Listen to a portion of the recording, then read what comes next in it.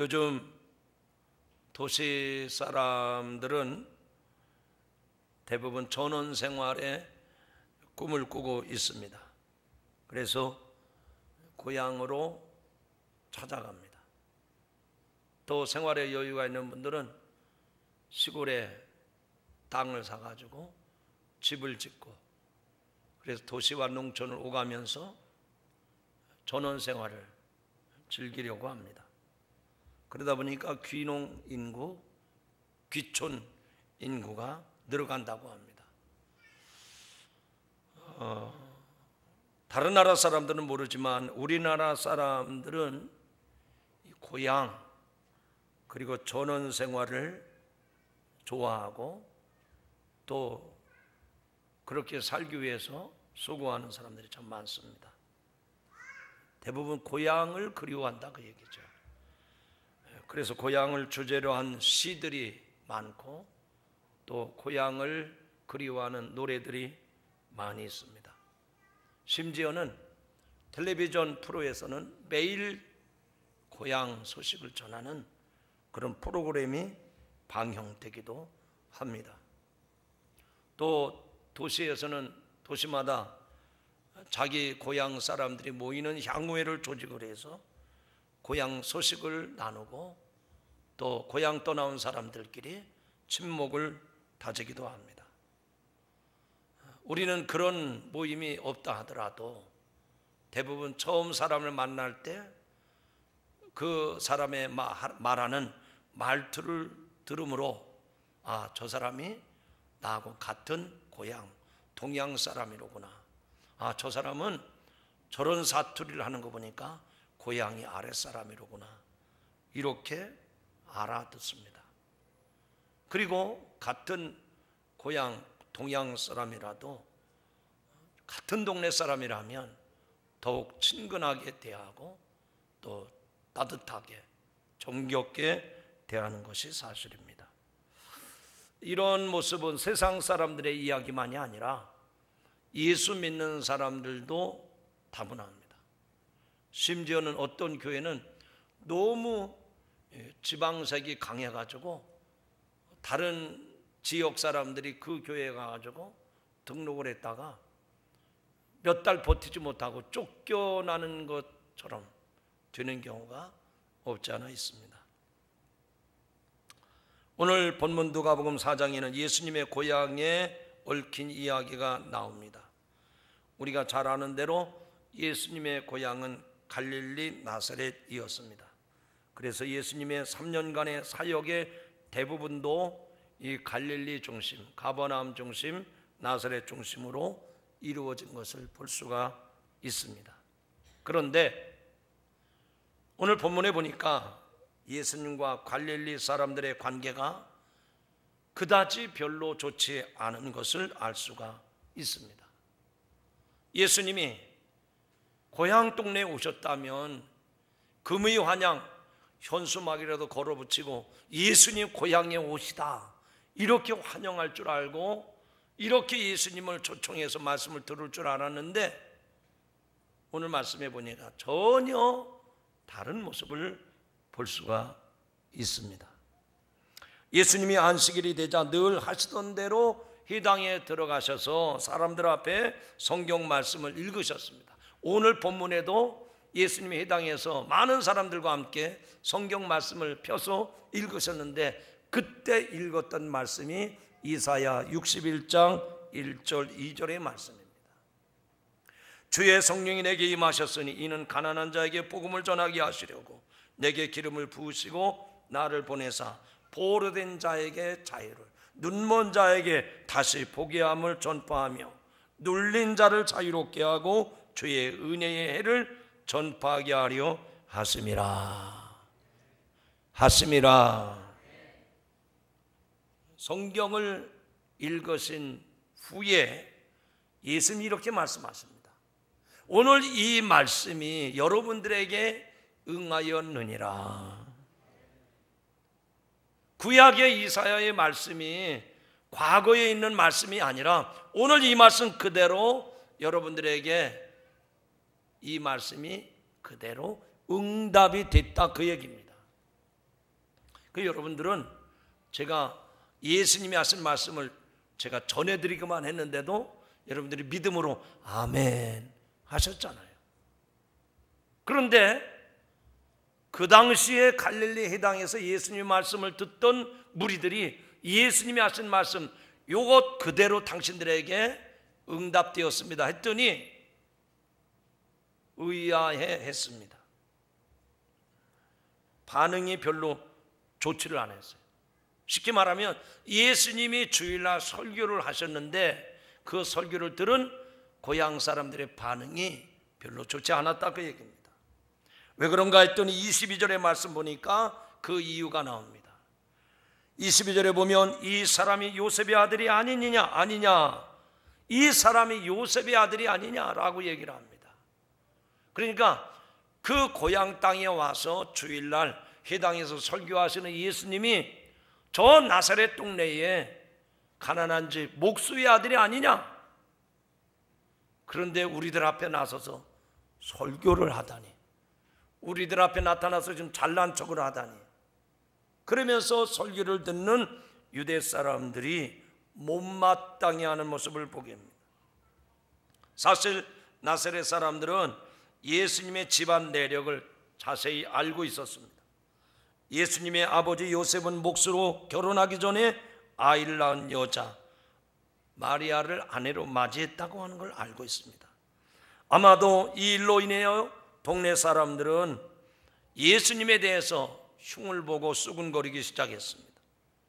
이렇듯 자신들이 누구인지 잘 아는 요셉의 아들 예수님이 자신들에게 설교를 하고 잘난 척하는 것이 못마땅했던 것입니다. 그래서 마태복음이나 마가복음에는 목수의 아들이라고 전했습니다. 그러나 마가복음에서는 그리고 마가복음에서는 요셉의 아들이 아니라 마리아가 낳은 마리아의 아들이라고까지 했습니다.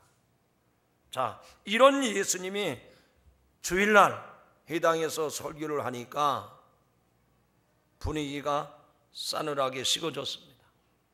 이때 예수님께서 하신 말씀이 선지자가 고향에서 환영을 받는 자가 없느니라 라고 말씀을 합니다.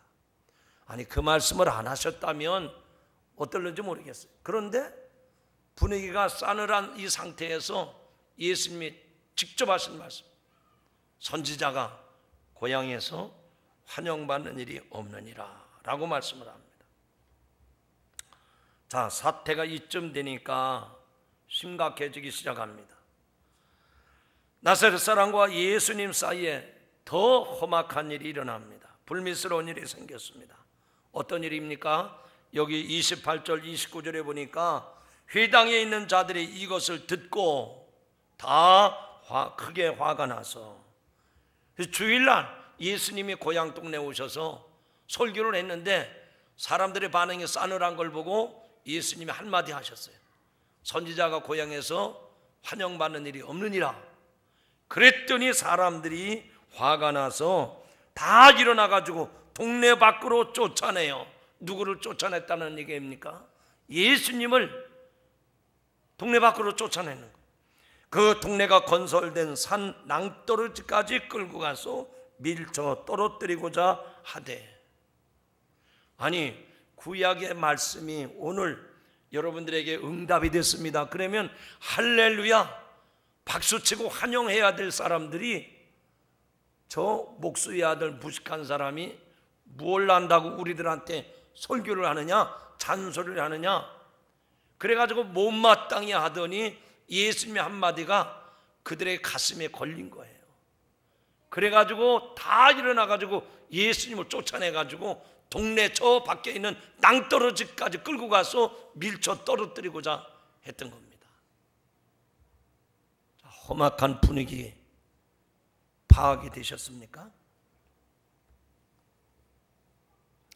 누가는 왜 이 말씀을 기록했는지 알 수 없지만 아무튼 사복음서 중에 오직 누가복음만이 예수님이 이 나사렛 사람들에 의해서 동네 낭떠러지로 떨쳐버리게 되는 사건을 누가복음에서만 기록하고 있습니다.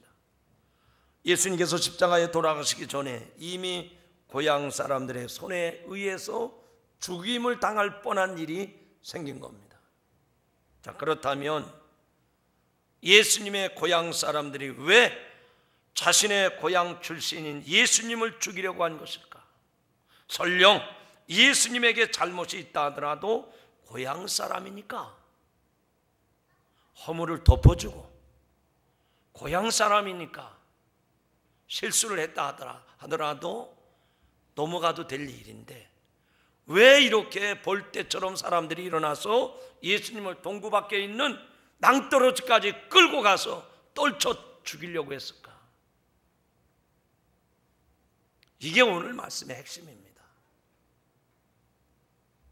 성경을 자세히 보면 고향 사람들이 예수님을 죽이려고 했던 것은 예수님의 몇 마디 말 때문이었던 것을 알 수가 있습니다. 다시 말해, 예수님이 그 사람들 앞에 말 한마디 잘못했다고 이렇게 험악한 분위기가 된 것입니다.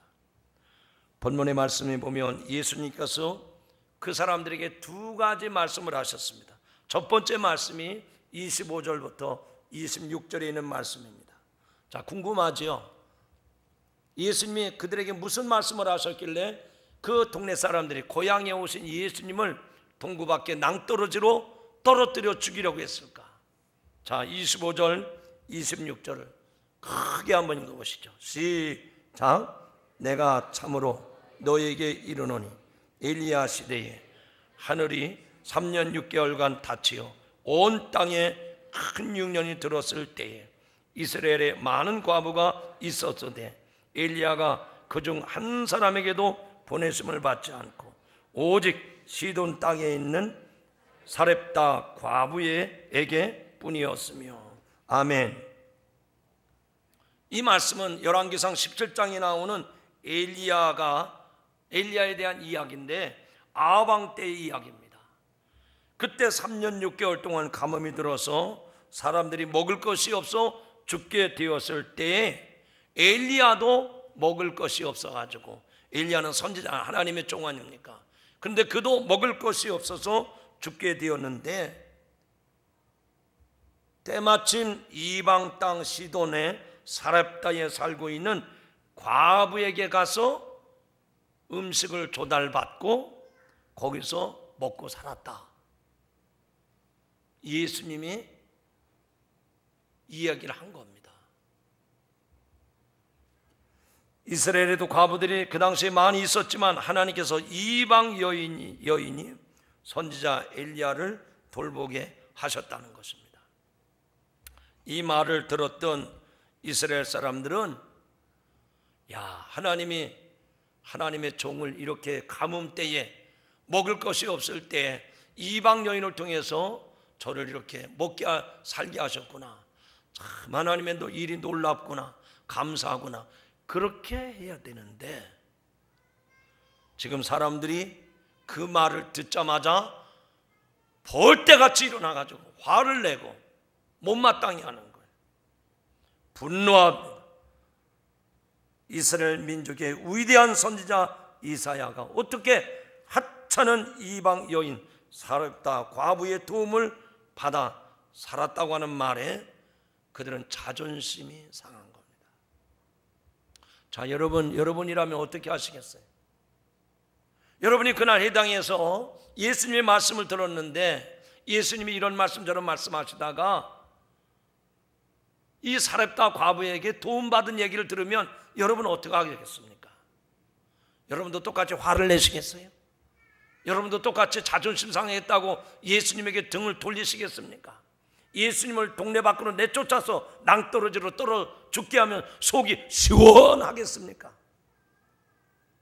내가 못한 것에 대해서 송구스러운 마음을 가져야 되겠죠. 아, 우리가 못하면 하나님께서 이방 여인을 통해서라도 하나님이 때를 따라 도는 일을 주시는구나. 감사하고 찬송해야 될 일이죠. 그런데 유대인들은 그 얘기를 듣자마자 쓸데없는 자존심을 세워서 화를 내는 거예요. 따라합시다. 믿음이 없으면 잘된 일 가지고 화를 냅니다. 옆 사람을 한번 쳐다보시죠. 이 사람은 어떤 사람인가? 내가 못했으면 다른 사람이라도 잘하면 박수 쳐주고 칭찬해 줘야 되죠. 하나님이 이 땅에 가뭄이 들었으니 이방 여인을 통해서도 이렇게 도우시는 역사가 있구나, 하나님께 영광을 돌려야 될 일인데 자기들이 못한 것에 대해서 오히려 역으로 화를 내는 거예요. 믿음의 사람은 어떤 태도를 보여야 되는지를 오늘 말씀을 통해서 분명하게 깨닫게 됩니다.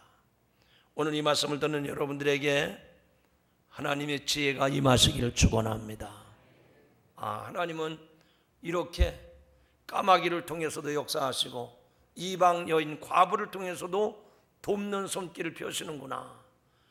그 은혜가 고맙고 그 은혜가 귀하게 깨달아져야 됩니다. 그런데 어쩌자고 예수님이 하신 말씀에 대해서 못마땅해 하고 화를 내는 겁니까? 두 번째 이야기가 나옵니다. 열왕기하 5장에 기록된 선지자 엘리사에 대한 이야기인데 오늘 본문에 보면 27절에 그 말씀이 나옵니다. 자, 왜 무슨 얘기를 했길래 유대인들이 화를 냈을까요? 27절을 또 한번 크게 읽어보시기 바랍니다.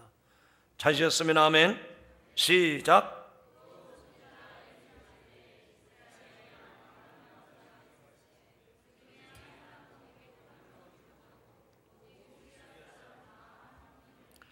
선지자 엘리사 때에 이스라엘에 많은 나병 환자가 있었는데 그 중에 한 사람도 깨끗함을 얻지 못하고 오직 수리아 사람 나만 뿐이었느니라.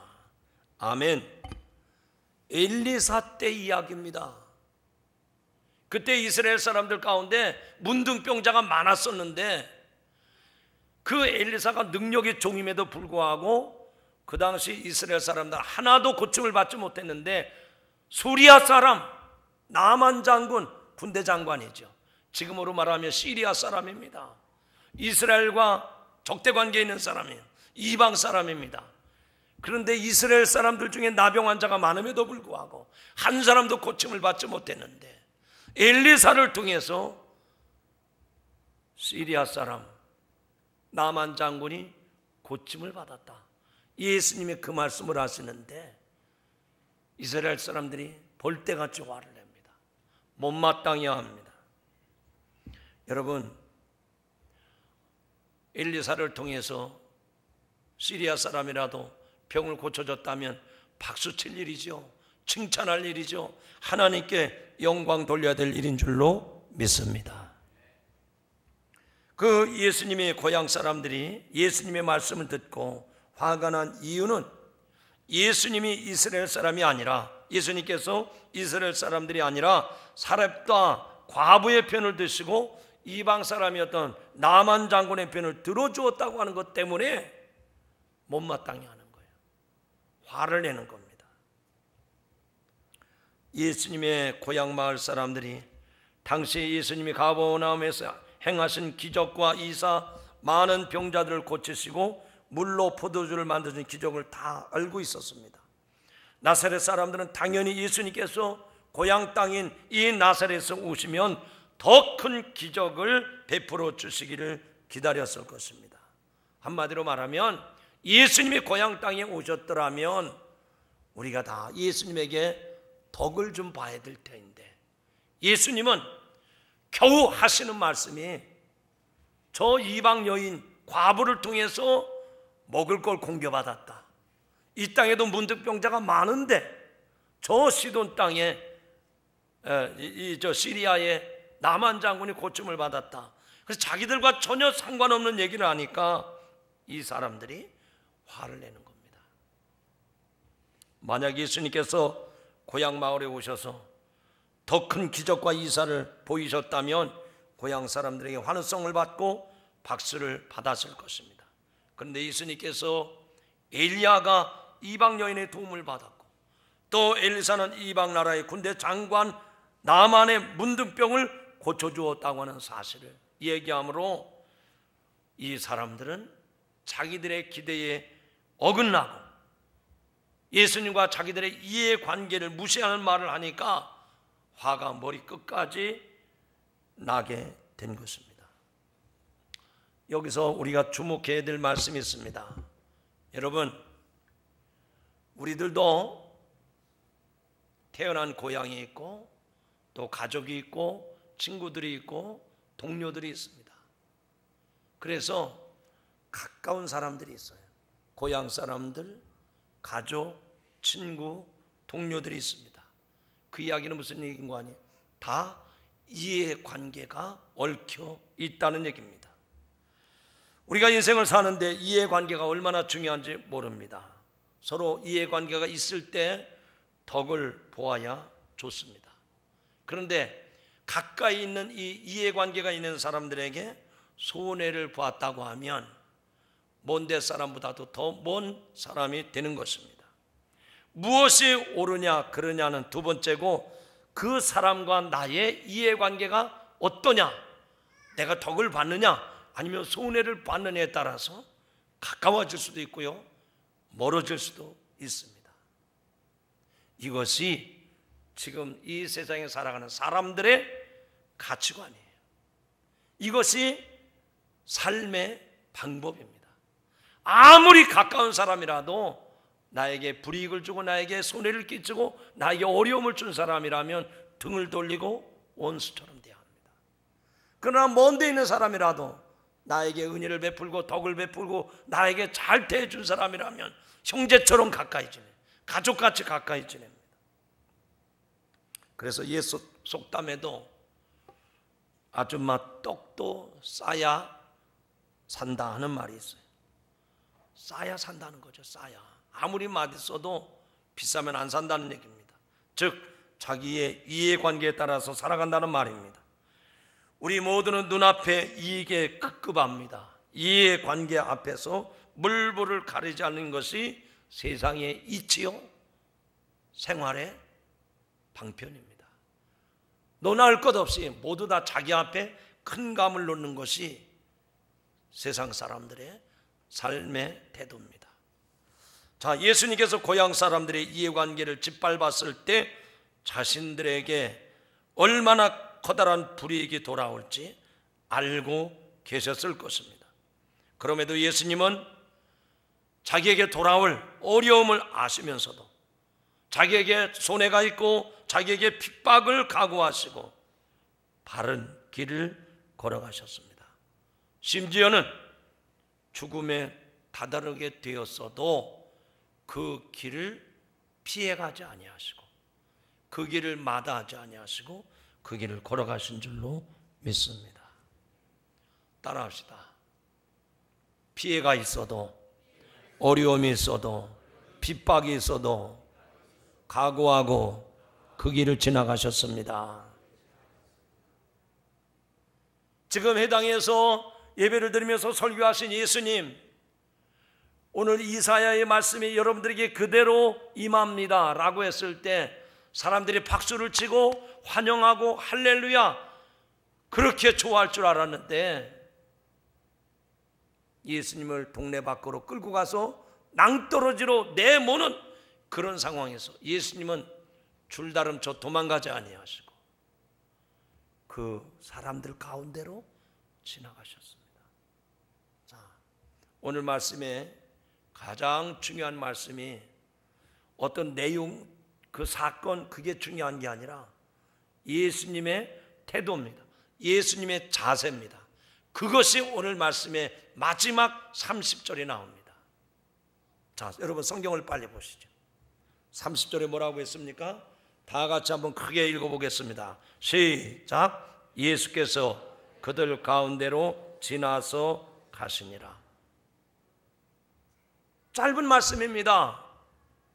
예수님이 그런 상황에서 예수님이 어떻게 하셨는지를 우리에게 대변해 주는 말씀인데, 자, 다시 한번 읽어보시죠. 크게 읽으셔야 여러분의 마음에 와 닿습니다. 자, 크게 시작. 아멘. 지금 사람들이, 이 나사렛 사람들이 예수님이 이해관계에 반하는 말을 했기 때문에 저 동네 밖에 낭떠러지를 끌고 가서 죽이려고, 낭떠러지로 내던지려고 하는데 예수님이 도망가지 않으셨어요. 예수님이 피해가지 않으셨어요. 30절에 뭐라고 그랬습니까? 예수께서 그들 가운데로 지나서 가시니라. 어떻게 했다는 얘기입니까? 그들이 예수님을 죽이려고 하는 그 상황에도 예수님은 눈 하나 깜짝하지 아니하고 핍박을 받아도 어려움을 당해도 그 길을 도망가지 아니하시고 피해가지 아니하시고 그들 사람들 가운데로 지나가셨다. 당당하게 믿음의 길을 걸어가셨다는 겁니다. 할렐루야. 오늘 이 말씀이 저와 여러분에게 주시는 하나님의 음성인 줄로 믿으시기 바랍니다. 예수님은 자신의 이해관계를 넘어서서 올바름을 향해서 하나님을 향해 당당하게 걸어가셨습니다. 핍박을 받아도 손해가 돼도 고단하고 힘이 들어도 아니 죽음의 위협이 된다 할지라도 거기에 굽히거나 그 길을 피해서 도망가지 아니하시고 끝까지 그 사람들 가운데로 지나가셨다는 겁니다. 여러분, 믿음으로 산다는 게 뭘 말하는 겁니까? 주일날 교회 와서 이렇게 부드러운 분위기 가운데에서 그냥 좋은 얘기 한번 듣고 세상에서 사람들에게 욕 안 먹고 그냥 이렇게 저렇게 미꾸라지 빠져나가듯이 자기 편한 대로 사는 게 믿음 생활입니까? 오늘 예수님의 모습을 보십시오. 사람들은 자기 고향에 오셔서 말씀할 때 이방인들에게만 잘하지 말고 우리들에게도 잘해주라, 그런 기대했던 사람들에게 하나님은 어떤 분이냐? 엘리야 얘기를 합니다. 엘리사 얘기를 합니다. 그랬을 때 그 사람들이 화를 내면서 예수님을 동구 밖으로 내치려고 하는 상황에 예수님은 끝까지 믿음의 자세를 잃지 아니하고 그 사람들 가운데로 지나가셨다는 겁니다. 얼마 전에 독실한 기독교인 일본의 중의원 한 사람이 독도는 한국 땅이다, 그렇게 말을 했어요. 아니, 우리나라 사람이 말한 게 아닙니다. 일본의 의원 한 사람이 독도는 일본 땅이 아니라 한국 땅이라고 말했습니다. 이 말이 일본에서 크게 문제가 되어서 결국은 이 사람이 정당을 탈퇴하고 그만 의원직을 잃고 말았습니다. 일본 사람이지만 독도가 한국 땅이면 그렇다고 말할 수 있어야 되는 것이 정치인의 생명이라고 말한 것입니다.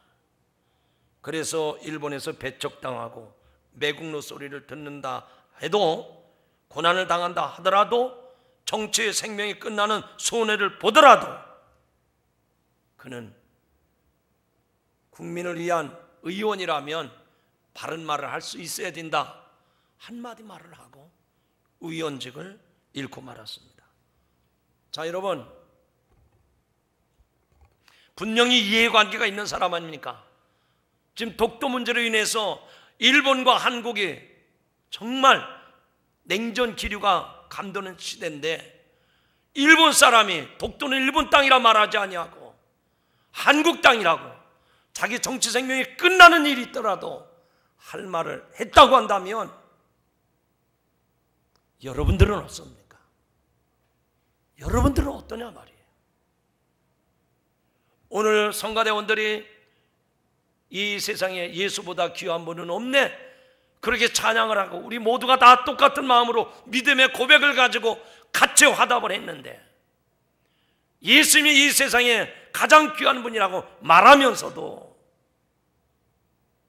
내게 조금 불이익이 있다고, 내가 예수 믿는 것 때문에 어려움을 당한다고, 내가 좀 손해를 본다고 쉽게 그렇게 손바닥을 젖힙니까?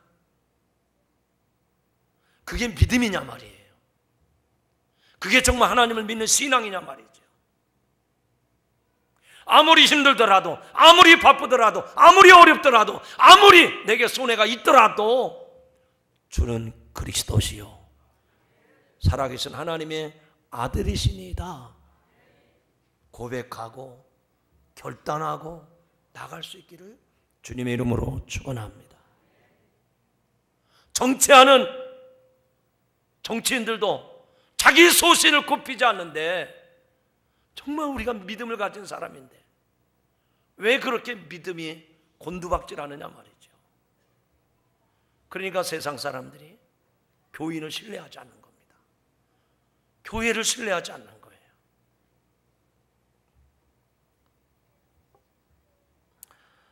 사랑하는 성도 여러분, 우리가 가진 믿음은 어떤 것입니까?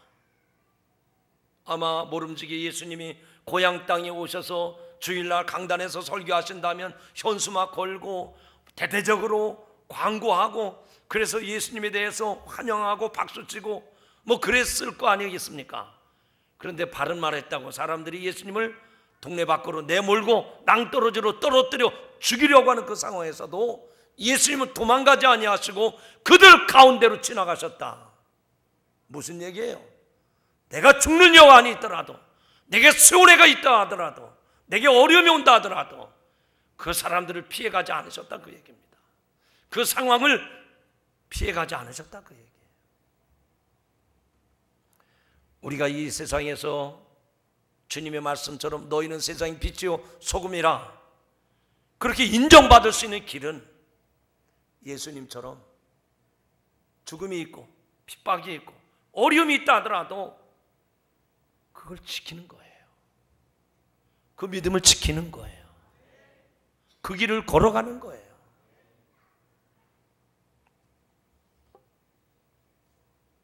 성가대 찬양이 오늘 너무 은혜가 됐어요. 성가대가 부른 찬양이 무엇입니까? 주 예수보다도 귀한 것은 없네. 유혹과 핍박이 몰려와도 우리가 여러분 믿음 생활할 때 여러분 유혹이 있음을 압니까? 핍박이 있음을 압니까? 저는 과격하게 표현해서 믿음으로 살지 않는 사람은 이 세상에 유혹이 없어요. 믿음으로 살지 않는 사람은 이 세상에 핍박이 없어요. 그러나 말씀대로 믿음대로 사는 사람은 이 세상에 얼마나 핍박이 많고 얼마나 유혹이 많은지, 그러나 핍박이 와도 유혹이 있어도 피해가지 않습니다. 타협하지 않습니다. 그 길을 지키는 거예요. 말씀을 맺고자 합니다. 사랑하는 성도 여러분, 고향에서 쫓겨난 사람 예수님은 어떤 모습을 보이셨습니까? 자기에게 어려움이 와도 힘들어도 죽음의 위협이 닥쳐와도 그 사람들 가운데로 지나가셨어요. 왜 그랬을까요? 어떻게 그 위험 앞에서 어떻게 그 길을 지나갈 수가 있었을까요? 자신이 있었기 때문입니다. 당당했기 때문에 그래요. 여러분, 하나님을 믿는 믿음이 여러분을 당당하게 세워갈 줄로 믿습니다. 이 세상 유혹과 핍박과 환난이 있다 하더라도 여러분은 믿음의 사람으로 자신 있게 살아가게 하실 줄로 믿습니다. 그 믿음 붙잡는 거예요. 그 믿음 붙잡는 거예요. 여러분의 지적인 능력이 여러분을 자신 있게 만듭니까? 여러분의 마음의 그 굳센 의지가 유혹 앞에서도 자신 있게 만듭니까? 아닙니다. 세상의 것들은 다 무너지게 돼 있어요. 그 핍박 앞에, 그 유혹 앞에 우리는 다 무릎 꿇을 수밖에 없습니다. 타협할 수밖에 없어요. 그러나 예수는 그리스도십니다 라는 그 믿음만이 우리를 자신 있게 하고 당당하게 하는 줄로 믿습니다. 오늘 이 말씀 꼭 기억하시고, 우리가 살아가는 이 세상 앞에 어떤 위협이 올지 모릅니다. 어떤 유혹이 있을지 모릅니다. 여러분에게 어떤 불이익을 가져다 줄지 모릅니다. 그러나 그 유혹, 그 불이, 그 위협 앞에서도 믿음을 저버리지 말고 예수님처럼 그 가운데로 지나가는 믿음의 성도들이 되시기를 주의 이름으로 축원합니다.